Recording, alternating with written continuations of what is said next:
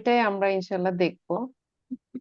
আচ্ছা আমরা হচ্ছে আজকে, আচ্ছা আমি আবার একটু বলে নিই, আমি রেকর্ডিং নিচ্ছি, হ্যাঁ, আপনাদের সবাইকে একটু বলে রাখলাম আর কি। আচ্ছা এখানে দেখেন আমরা যেটা শিখেছিলাম, লাস্টে যেটা শিখেছিলাম যে আমরা হচ্ছে এই যে এই দুইটা শিখেছিলাম, এই যে সোলার লেটার আর হচ্ছে লুনার লেটার। মানে মেইনলি হচ্ছে কি, আমরা যখন এই যে আরবি উচ্চারণটা শিখেছি না, যে আরবি উচ্চারণ করে কিভাবে রিডিং পড়তে হয়, সেই রিডিং পড়ার জন্য প্রথমে আমরা অক্ষর চিনেছি, মানে অ্যারাবিক অ্যালফাবেট গুলা জেনেছি, আলিফ বা তাসা থেকে শুরু করে আপনার হচ্ছে টোটাল 29টা লেটার আছে সেটা জেনেছি। সেকেন্ডে আমরা জেনেছি যে জের জবর পেশ, মানে দাম্মা ফাতা কাসরা, একটা হচ্ছে সিঙ্গেল আর একটা হচ্ছে ডাবল, মানে হচ্ছে দুই পেশ দুই জবর আর হচ্ছে দুই জের, যেটাকে আমরা বলছি তানবিন। সেটা শিখেছি, সেটার উচ্চারণ একরকম। আর একটা হচ্ছে সিঙ্গেল জবর, সিঙ্গেল জের আর হচ্ছে সিঙ্গেল পেশ, মানে যেটা সাউন্ড হচ্ছে উ সাউন্ড, আ সাউন্ড আর ই সাউন্ড। আর যেটা তানবিন সেটা হচ্ছে উন আন ইন। তো এটা আমরা দেখেছি, মানে অ্যারাবিকের হচ্ছে উচ্চারণটা। আরেকটা দেখেছি যে লং ভাওয়েল একালি পরিমাণ টানতে হয়, যেমন পেশের সাথে একালিপ টানতে হলে ওয়াও যোগ করতে হয়, জবরের সাথে একালিপ টানতে হলে আলিফ যোগ করতে হয়, আর ইয়ার সাথে মানে জেরের সাথে একালিপ পরিমাণ টানতে হলে, জেরকে একালিপ পরিমাণ টানতে হলে ইয়া যোগ করতে হয়। তো ওইটা আমরা দেখেছি। আরেকটা ছিল সুকুন, মানে কোনো ভাওয়েল সাইন নাই, কোনো লেটারের উপরে যখন কোনো ভাওয়েল সাইন থাকে না, কিছু না থাকার মানেই হচ্ছে সেটার উপরে সুকুন আছে। তো সেটা আমরা দেখেছি, ওটা মানে রিডিং পড়ার জন্য। আর এরপরে আমরা সোলার আর হচ্ছে লুনার লেটার দেখেছিলাম, যে কিছু লেটার আছে যেগুলা আসলে আপনার হচ্ছে যদি শব্দের শুরুতে থাকে, মানে আলিফ লাম যুক্ত শব্দ, সেটার হচ্ছে শুরুতে, শুরুতে যে হচ্ছে আলিফ লামের পরে যে লেটারটা আছে, সেটা যদি সোলার লেটারের মধ্যে, সোলার লেটার 14টা আছে, ওই সোলার লেটারের মধ্যে যে কোনো একটা লেটার যদি আলিফ লামের পরে থাকে, তাহলে সেটার উপরে সাদ্দা হবে, সাদ্দা বা তাজদিদ। এবং মানে এখানে আলিফের পরে লামের উচ্চারণ তখন আর করা যাবে না, মানে এই যে প্রথম লেটারটাকে ডাবল করে উচ্চারণ করতে হয়।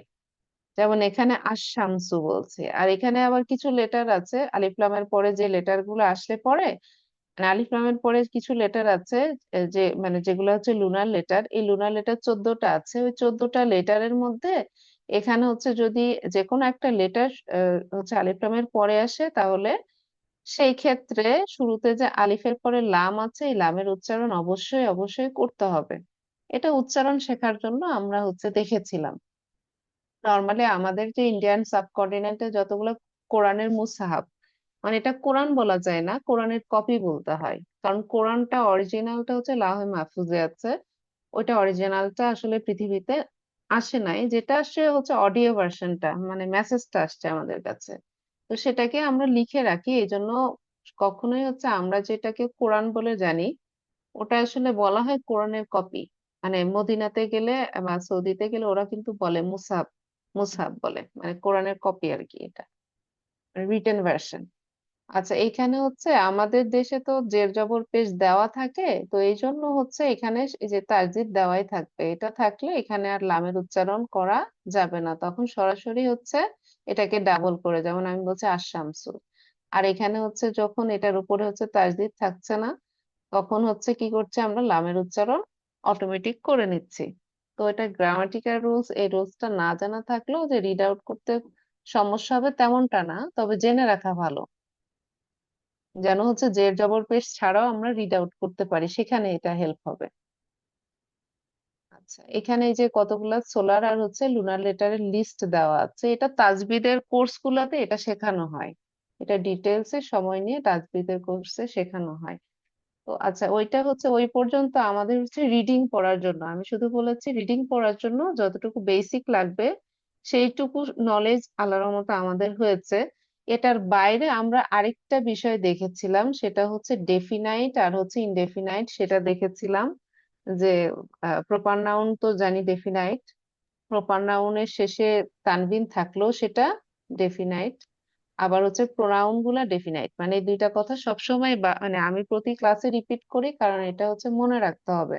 প্রত্যেকটা নিয়মের ক্ষেত্রেই আপনার ডেফিনাইট ইনডেফিনাইটের বিষয়গুলো চলে আসবে, যখনই নাউন বলছি তখনই আপনাকে চিন্তা করতে হবে সব ক্ষেত্রে এটা কি ডেফিনাইট না ইনডেফিনাইট।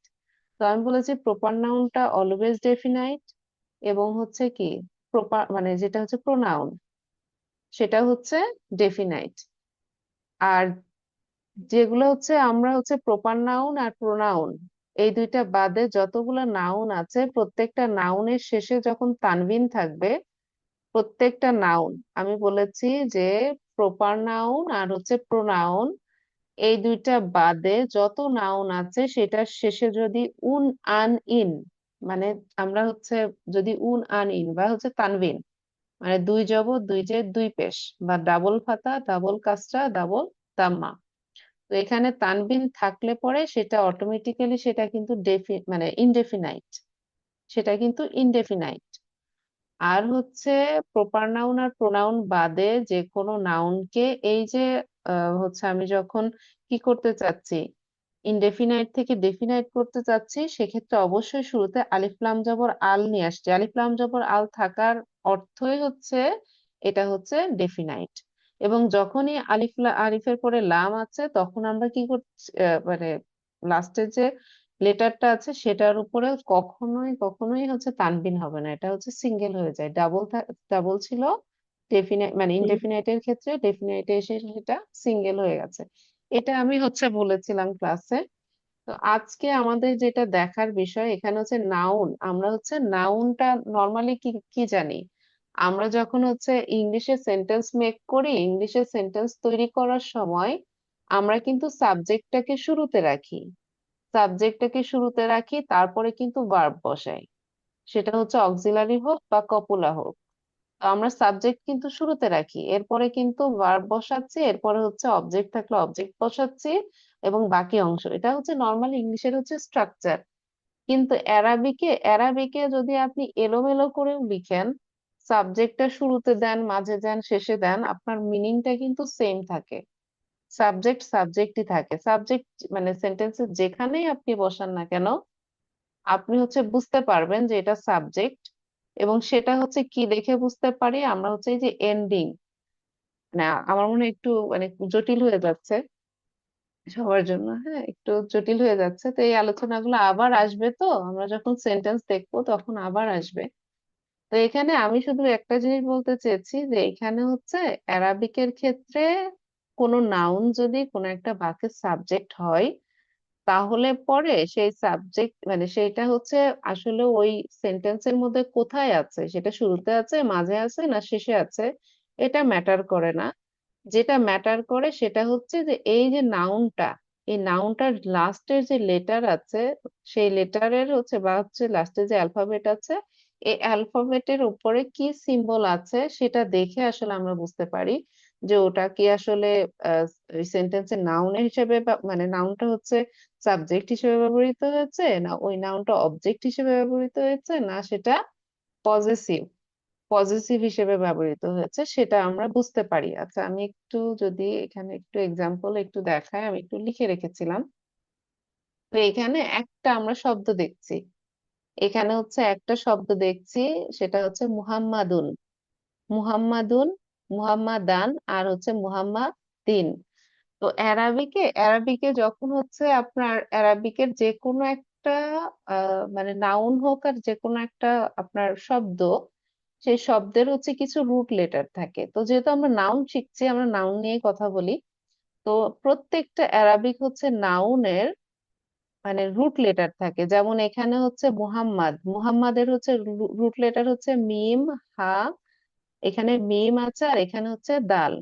তো এই যে মিম হা, মিম আর হচ্ছে দাল, এই মানে এই সব মানে লেটার গুলা, এই অ্যালফাবেট গুলা যখন এই সিকোয়েন্সটা মেনটেন করবে, মানে মিম আছে শুরুতে, তারপরে হা আছে, তারপরে মিম আছে, তারপরে কি আছে দাল আছে, এই চারটা লেটার যখন এভাবে পাশাপাশি হচ্ছে বসবে, বসার পরে এটা অটোমেটিক্যালি হচ্ছে আমরা ধরে নিব কি সেটা হচ্ছে মুহাম্মাদ। মানে সেটার হচ্ছে শুরুতে শুরুতে হচ্ছে মিম, মিম পেশ,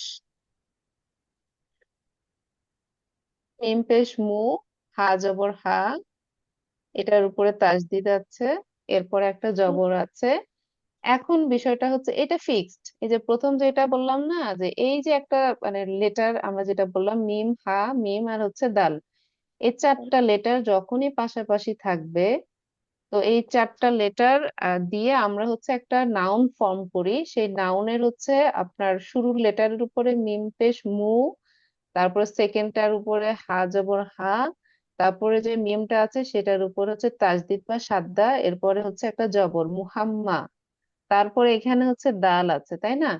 এখন যে বিষয়টা সেটা হচ্ছে এই কয়টা লেটার যখনই হচ্ছে আমরা পাশাপাশি দেখব, তখন আমরা ধরেই নিব যে এটা হচ্ছে আপনার প্রথমে এটা ফিক্সড। এখন লাস্টের যেটা আছে, যেহেতু এটা প্রপার নাউন, এটা তো আর আলিফ লাম দিয়ে আপনার ডেফিনাইট করার কোনো দরকার নাই, এটা তো নিজেই ডেফিনাইট। তো এই জন্য লাস্টে হচ্ছে আমরা তানবিন, মানে আলিফ লাম থাকলে আমরা হচ্ছে কি বসাই, সিঙ্গেল বসাই, কিন্তু এখানে যেহেতু আলিফ লাম নাই, আলিফ লাম ছাড়াই এটা হচ্ছে ডেফিনাইট, এই জন্য আমরা এখানে লাস্টে অবশ্যই তানবিন বসাবো। তো এখানে দেখেন এটা কিন্তু ফিক্সড, এই যে মিমের উপরে পেশ আছে, হায়ের উপরে জবর আছে, আর মিমের উপরে তাসদিদ, তার উপর হচ্ছে একটা জবর, এটা ফিক্সড।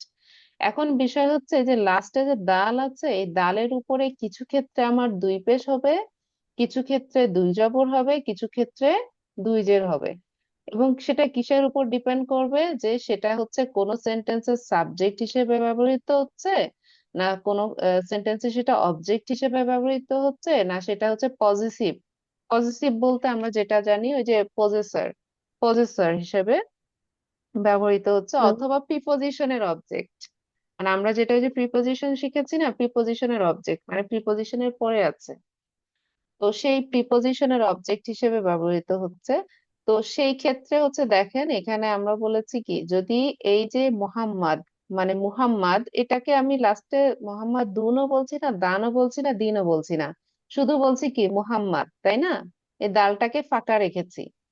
এই দালটাকে আপাতত ফাঁকা রেখে আমরা দেখার চেষ্টা করছি সেটা যদি কোনো সেন্টেন্সের সাবজেক্ট হিসেবে বসে, সেটা অবশ্যই কি হবে, সেটা হচ্ছে লাস্টে দুই পেশ হবে মুহাম্মদ দুন।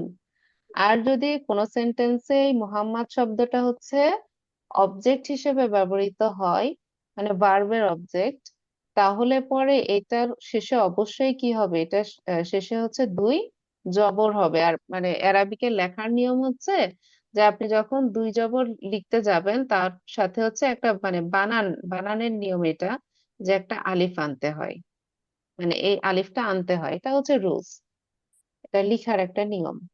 তো এই জন্য দেখেন এটা আলিফ এসছে, এটা অন্য কোনো কারণে না।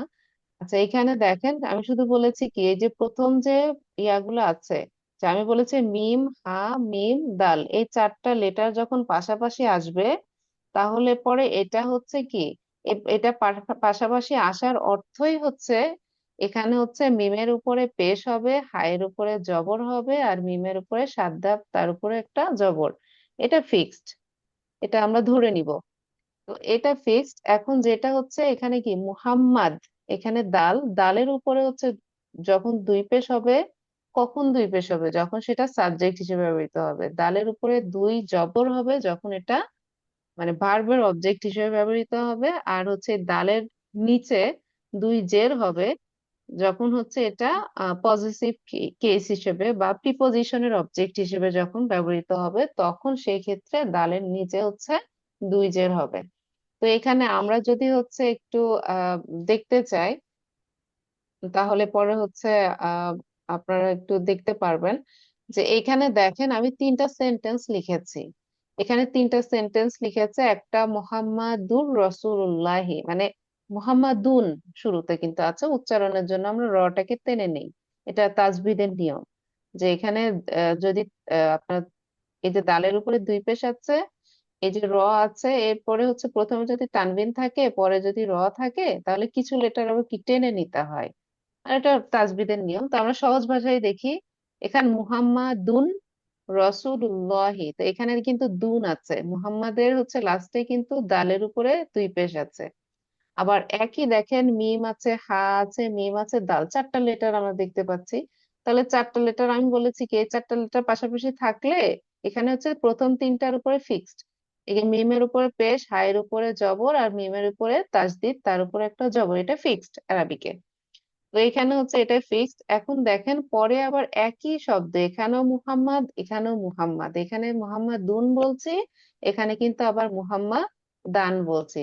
আর এই মুহাম্মদ দান মানে বলার কারণ হচ্ছে এই যে এটা আছে, এটা আমরা পরে গিয়ে শিখবো। এখানে আন্না যদি থাকে, আন্নার পরে সবসময় হচ্ছে আপনার এই যে এখানে অবজেক্টিভ ফর্ম হয়, সেটা আমরা পরে অনেক পরে পাবো এই গ্রামারটা, হয়তো বুক টু তে গিয়ে পেতে পারি। তো এখানে দেখেন আরেকটা আছে, আমরা কি দেখছি এখানে হচ্ছে মুহাম্মাদিন, মুহাম্মাদিন এখানে হচ্ছে এই যে এটাকে, এটা প্রিপোজিশন, এটা আপনাদের এখন প্রিপোজিশন শেখানো হয়নি তো। এখানে আলা, আলা মানে হচ্ছে অন, আমরা প্রিপোজিশনে যেটা অন হিসেবে জানি, এই আলা মানে হচ্ছে অন। তো এখানে এখানে হচ্ছে দেখেন প্রিপোজিশনের পরে বসছে, যার কারণে হচ্ছে এখানে কিন্তু দুই জের আছে, এই যে এখানে দিন। তো আমি যার কাছে শিখেছি, যিনি, যার কথা শুরুতে বলেছিলাম যে উনি মারা গেছেন লাস্ট বৃহস্পতিবার। তো উনি হচ্ছে একটা, মানে একটা হচ্ছে ইয়ার মতো একটা সঙ্গই তৈরি করেছে। তো উনি এইভাবে বলতো যে হোয়েন আই সে দুন ইটস মারফু, হোয়েন আই সে দান ইটস মানসুব, হোয়েন আই সে দিন ইটস মাজরুর। তারপরে আবার একটা কথা বলতো যে দুন দুন দান দান দিন দিন, এভাবে করে আমরা শিখেছি। মানে আমি ওনার ওনার ওই সংটা খুবই মজা লাগতো। তো এই জন্য উনি স্টোরিও শেয়ার করেছিলেন যে উনি হয়তো কোনো একটা শপে গেছে, উনার যে বুক শপ আছে সেখানে হয়তো একজন আসছে কোনো একটা বই কিনতে। তো এসে উনাকে দেখেই হচ্ছে মানে গানটা শুরু করে দিয়েছে, হই না এসে দুন। ওইটা হচ্ছে উনি একটা গানের মতো করে শিখিয়েছে, ওটা ইউটিউবে অ্যাভেলেবল আছে। তো এখানে দুন দান দিন শেখানোর হচ্ছে উদ্দেশ্য হচ্ছে এটাই, যে এখানে হচ্ছে দুন দান দিন হচ্ছে শেখানোর উদ্দেশ্য হচ্ছে যে এখানে হচ্ছে যেটা আছে,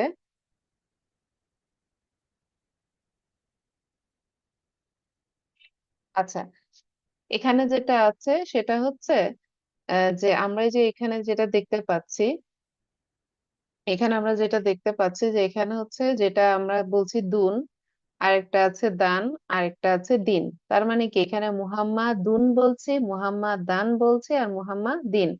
মানে দুই পেশ থাকলে মানে যে উনের মতো উচ্চারণ হবে, সেটাকে এখানে অ্যারাবিকের গ্রামাটিক্যাল টার্ম বলছে। আমরা বলছি সাবজেক্টিভও বলতে পারি, সাবজেক্টিভ কেস বা নমিনেটিভ কেস, সেটা ইংলিশে বলা হয়, আর অ্যারাবিকে বলা হয় সেটাকে মারফু। আর হচ্ছে ইংলিশে আমরা যেটাকে অবজেক্টিভ কেস বলছি, সেটাকেই হচ্ছে অ্যারাবিকে বলা হয় হচ্ছে মানসুব। আর যেটাকে আমরা হচ্ছে এখানে জেনেটিভ কেস বলছি, এই যে এখানে জেনেটিভ কেস বলছি, সেটাকেই কিন্তু অ্যারাবিকে বলা হয় মাজরুর।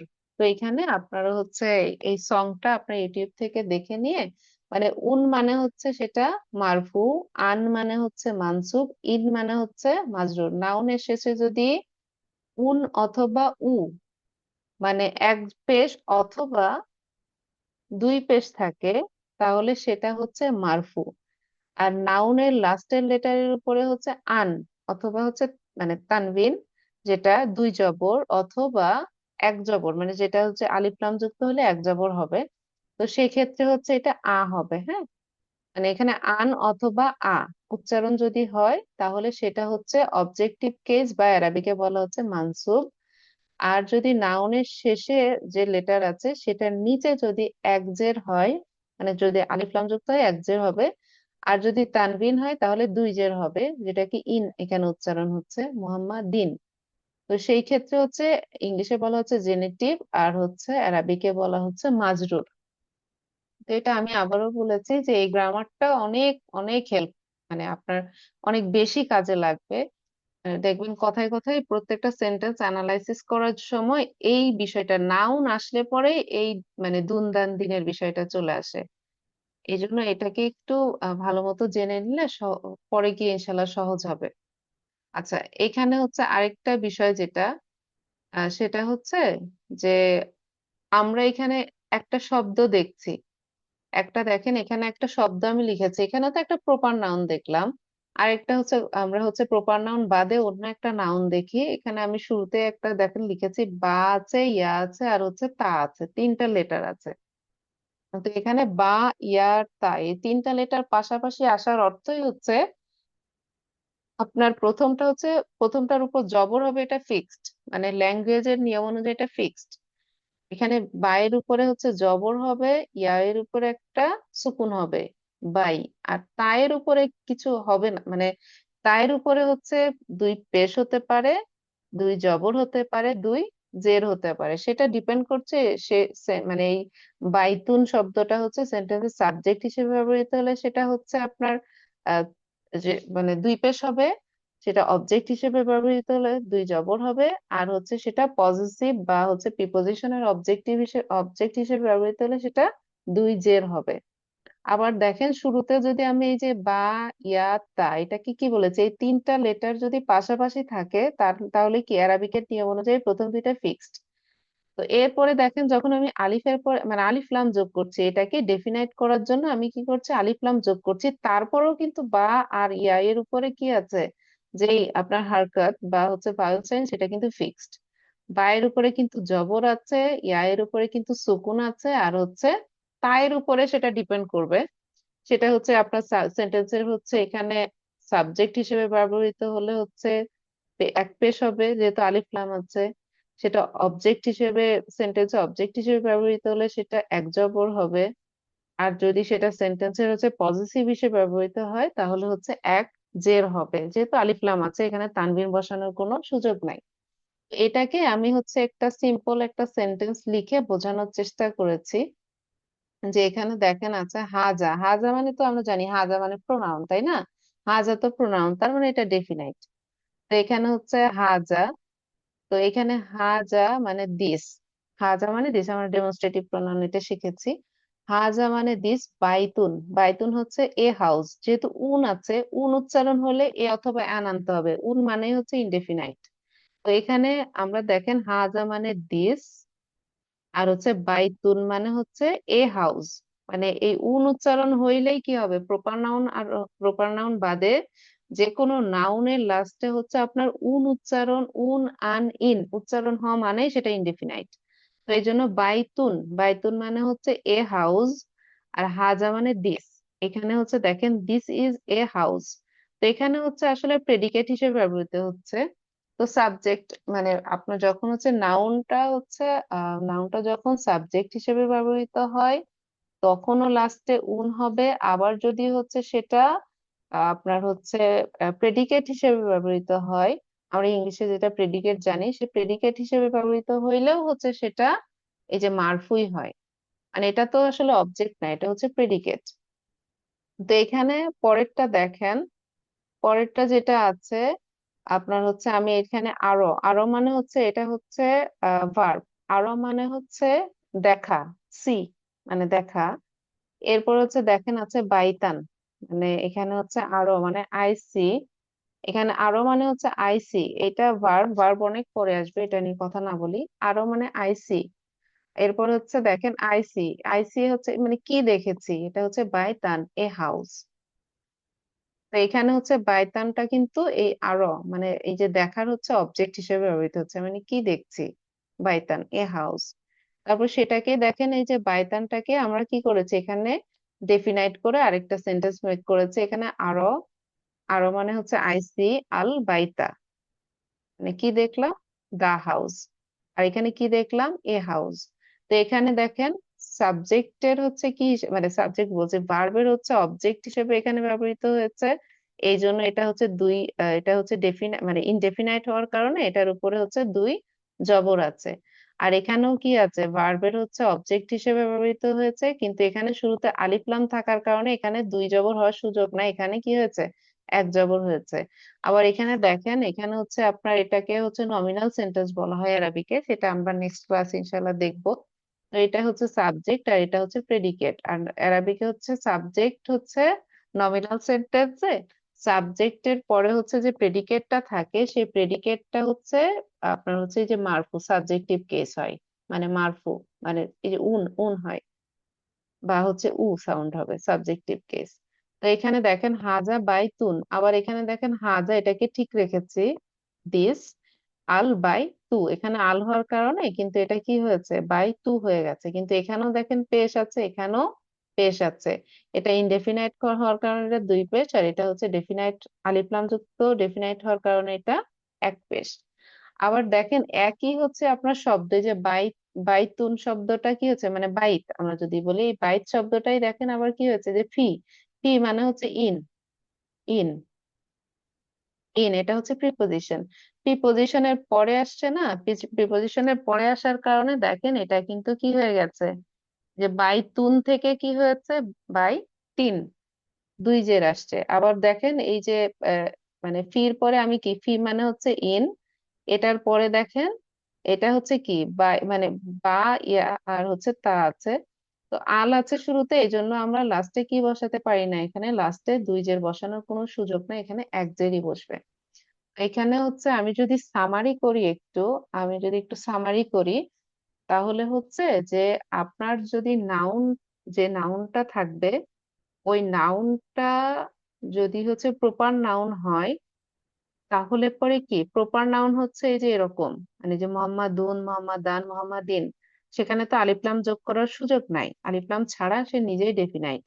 তো সেই ক্ষেত্রে এই যে লাস্টের যে লেটারটা আছে, এই লেটারের উপরে মানে উন হবে, আন হবে না ইন হবে, সেটা ডিপেন্ড করবে ওটা মানে সেন্টেন্সের সাবজেক্ট হিসেবে ব্যবহৃত হচ্ছে, অবজেক্ট হিসেবে ব্যবহৃত হচ্ছে না পজিটিভ হিসেবে ব্যবহৃত হচ্ছে।